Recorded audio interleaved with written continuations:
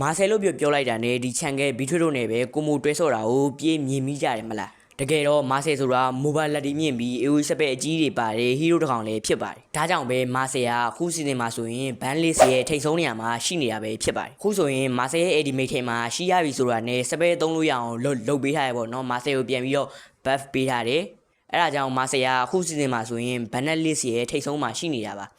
ါမာဆယ်ဘန်ရိတ်ကတော့ 80.58 ဆိုတော့10ပွဲမှာ10ပွဲလောက်ကဘန်နေတာပါအပေါ်မှာကျွန်တော်ပြောပြခဲ့တဲ့အချက်တွေကြောင့်မာဆယ်ကိုဘန်နေရဆိုလဲမှန်တယ်အဲ့တော့ဒီဗီဒီယိုမှာ Glory နဲ့ Glory အထက်မှာအဘန်အများဆုံးဟီးရိုး10ကောင်ကိုကျွန်တော်ပြောပြပေးသွားမှာပဲဖြစ်ပါတယ်ဒုတိယနေရာမှာရှိနေဟီးရိုးကတော့ဒီ Glue ပေါ့နော် Ban List ရဲ့1 to 10မှာအမြဲတမ်းပါတယ် Glue ဆိုတာပေါ့နော်ဒီကောင်ကဘာလို့ဘန်ရလဲဆိုရင်ဒီကောင်ကိုဖြတ်ရလဲခတ်တယ်ဗျာပြီးတော့ဒီကောင်ကဘလိုင်းအားဟီးရိုးကိုလည်း position ပြအောင်လုပ်လို့ရတယ်တယောက်တည်းနေရင်လည်းတော်တော် damage ထွက်တယ်ဗျာတယောက်တည်းဆိုရင်လည်း solo kill တွေပါလေရနိုင်တယ် run လဲဆော့လို့ရသလို EAP လိမ်မှာလည်းဆော့လို့ရတယ်ဗျာဒါကြောင့် Glue ကိုဘန်တာလို့ပြောလို့ရတယ်Glue ရဲ့ ban rate ကတော့ 73.58 ဆိုတော့10ပွဲမှာ9ပွဲလောက်တော့ဒီကောင်ကို ban နေပေါ်ကမာဆေးလောက်တော့မစိုးဆိုရင်ဒီကောင်ကတော့တော်တော်နောက်တဲ့ထဲမှာပါတယ်ဗျာအဲ့တော့နောက်တစ်ကောင်စီသွားလိုက်ရအောင်နံပါတ်3မှာရှိနေတဲ့ hero ကတော့ဒီဟာလေးပေါ့နော်ဒီကောင်ကတော့ jungle ဆော့လို့လည်းရတယ်လို့ mid lane လည်းဆော့လို့ရတယ်ဘလင်စပဲမပါတဲ့ maxman တွေ mate တွေကြောက်ရတဲ့ hero လည်းဖြစ်တယ်အလီဂိမ်းမှာ damage အရန်မထွက်ပေမဲ့လေဂိမ်းညရင်သူ့ AD skill 1ဆိုတာနဲ့တကောင်ကတေးဖို့ပိုသေးကြတယ်ဗျာdamage လေတော်တော်ထွက်တယ်ဗျာအဲ့ဒါကြောင့်မို့ဒီကောင်ကိုဘန်လာလို့ပြောလို့ရတယ်ဒီကောင်ရဲ့ ban rate ကတော့ 70.74 ဆိုတော့10ပွဲမှာ9ပွဲလောက်တော့ဒီကောင်ကိုဘန်တယ်ကဲနောက်ထပ်တစ်ကောင်စီတွားလိုက်အောင်နံပါတ်4နေရာမှာရှိနေ hero နေအနေနဲ့ကတော့ဆိုတာဖြစ်ပြီးတော့ဒီကောင်ကိုတော့ nerf ထားတယ်ဆိုရင်ဒီကောင်ကတော့အခုထိကျန်းနေအောင်ပဲ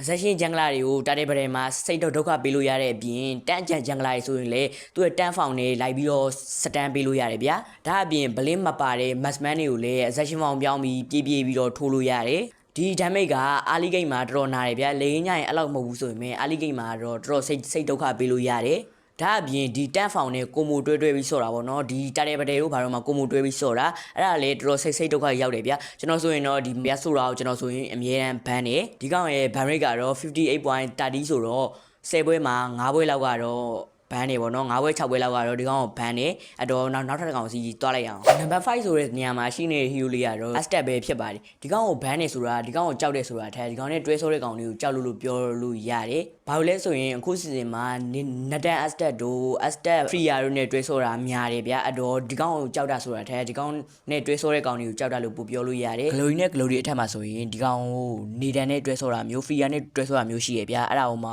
refresh လိုက်ကြီးနေအဲ့ကြောင့်မို့ဒီကောင်ကတော့စိတ်ဒုက္ခပေးတဲ့နေရာမှာပါတယ်ဗျာလိန်လဲတာတယ်ဒီကောင်နဲ့တွဲဆိုရင်ပေါ့နော်လိန်လဲတာတယ်တင်း5 battery မှာဆိုလဲတော်ကြီးတာတယ်ဗျာအဲ့ဒါကြောင့်မို့ဘန်နာလို့တော့ပြောလို့ရတယ်ဗျာဒီကောင်ရဲ့ ban rate ကတော့ 35.57 ဆိုတော့10ပွဲမှာ3-4ပွဲလောက်ကတော့ဒီကောင်ကိုဘန်နေဗျာကဲတော့နောက်ထပ်တစ်ကောင်စီတွားလိုက်အောင်ကဲနံပါတ်6နေရာမှာရှိနေ hero လေးကတော့ Gonavia ပေါ့နော်ဒီကောင်ကိုဘာလို့ဘန်နာလဲဆိုရင်ဒီကောင်ကို low run မှာဒီ damage ဆော့ရပါတော့နော် high run မှာဆိုရင်ဒီကောင်ကို defense ဆော့တယ် defense ဆိုတာတန့်လိုမျိုးပေါ့နော်တန့်လိုမျိုးဆော့တယ်ဒီကောင်ရဲ့ skill 2အုပ်တာလည်းကြာတယ်လို့ဒီကောင်ရဲ့ ultimate ကလည်း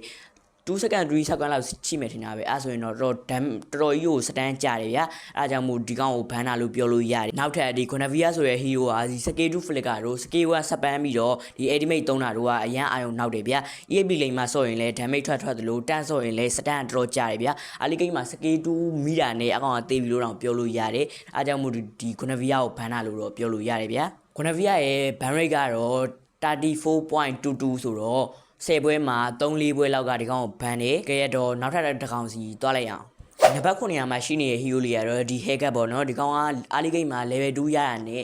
enemy တင်းကိုတော့အောင်နောက်စေတယ်အဲ့တော့ဒီကောင်ကို level 2ရဖို့ဆိုရင်လည်း enemy vision ကိုလိုက်ပြနေုံနဲ့ဒီကောင်က level 2ကိုလွယ်လွယ်လေးနဲ့ရတယ်ဗျာဒါအပြင် level 2ရောက်သွားပြီဆိုတာနဲ့ enemy ဘက်က maxman တွေတို့ mate တွေတို့ဆိုတာနေစရာနေရာကိုမရှိဘူးပေါ့နော်နေစရာနေရာမရှိအောင်လို့ဒီကောင်ကအာယုံနောက်စေတယ်အဲ့ဒါကြောင့်မို့ဒီကောင်ကိုဘန်နာလို့တော့ပြောလို့ရတယ်ဗျာဒါအပြင်လက်ကိန်းညရင်လေကိုကသွေးနေဝလို့ record ထောက်ရဖြစ်ပတ်စားနေရဖြစ်ပေါ့နော်အဲ့လိုအချိန်ညရင်ဘလိုင်းကနေဝင်နှိုင်သွားတာကြီးကတော်တော်ဆိုးရပဲဗျာအဲ့ဒါကြောင့်မို့ဒီကောင်ကိုဘန်တာခဲကင်တက်တဲ့လူတွေလက်ထဲမှာဆိုရင်တော့ဒီကောင်ကစောက်ရမ်းအာယုံနောက်တယ် အဲ့တော့ဒီကောင်ရဲ့ ban rate ကတော့ 30.87 ပေါ့နော်ဒီကောင်ရဲ့ ban rate ကတော့ 30.87 ဒီကောင်ကို10ပွဲမှာ3ပွဲ4ပွဲလောက်ကတော့ဒီကောင်ကို ban နေ3ပွဲလောက်ကတော့ ban နေပေါ့ဗျာအဲ့တော့နောက်ထပ်တစ်ကောင်စီတွားလိုက်ရအောင်နံပါတ်8နေရာမှာရှိနေတဲ့ hero လေးကတော့ဒီ Fia ပေါ့နော်ဒီကောင်အောင်ကြတော့ early game မှာ Massman နေနဲ့ရှင်ထင်းရတာတော်တော်ကြီးကိုလွယ်တယ်ဗျာဒီ Fia ဆိုတဲ့ hero ကဒါအပြင်ဒီ Digiro Astet တို့နဲ့တွဲဆော့ရင်လေဒီကောင်ကိုထိန်းရတာခက်သေးတယ် early game မှာတက်တဲ့ဗတဲ့လာဆိုင်မေးလို့ရတယ်ဗျာ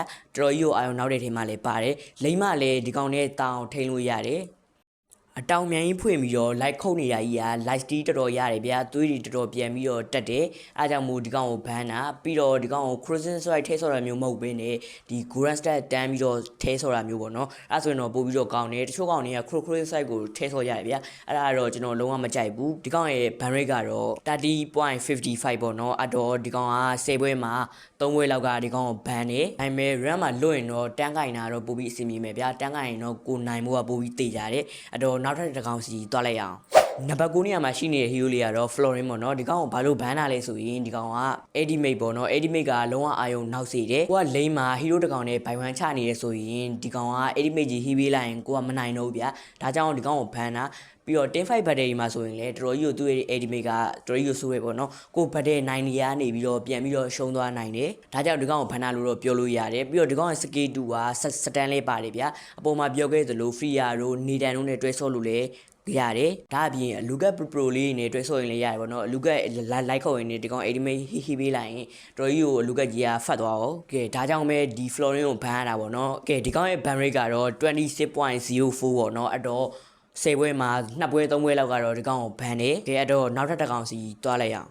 နောက်ဆုံးနေရာမှာရှိနေတဲ့ hero လေးကတော့ဒီ sun ပေါ့နော်ဒီ sun ကတော့ကျွန်တော်အခုမြင်နေရတော့ AB တိတ်ဆော့ကြတာမတွေ့တော့ဘူး room မဲ့တောက်လျှောက်ဆော့နေကြပါတော့ဒီကောင် room ဆော့ရင် early game နာ vision မဲ့လိုက်ပြလို့ရဆိုရင်မဲ့လက်ကိန်းညရင်ဒီကောင်တော်အာယုံနောက်တယ်ဗျာဒီအဲ့ဒီဖွင့်ပြီးတော့ Great Dragon Spear အဖက်နဲ့လိုက်ရိုက်တာကြီးကတော်တော်ဆိုးတယ်ဒါကြောင့်ပဲဒီ sun ကိုဘန်းနေလို့ပြောလို့ရတယ်ဗျာ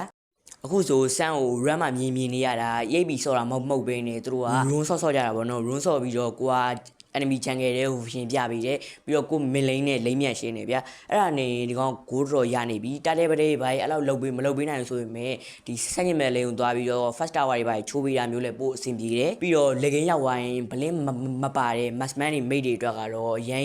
တော်ကြီးကိုအာရုံနောက်စီတယ်ဗျဒါကြောင့်ပဲဒီကောင်ကိုဘန်းတယ်လို့တော့ပြောလို့ရတယ်ဆန်းရဲ့ ban rate ကတော့ 23.93 ဆိုတော့ဒီကောင်ကို10ပွဲမှာ2ပွဲ3ပွဲလောက်ကတော့ဒီကောင်ကိုဘန်းနေဗျကဲကျွန်တော်ခုပြောပြပေးသွားတာတော့ဒီ mobile legend ရဲ့ official banner list ပဲဖြစ်ပါတယ်အခုဗီဒီယိုလေးကတော့ဒီလောက်ပါပဲကျွန်တော်ကတော့ Kai Left ပဲဖြစ်ပါတယ်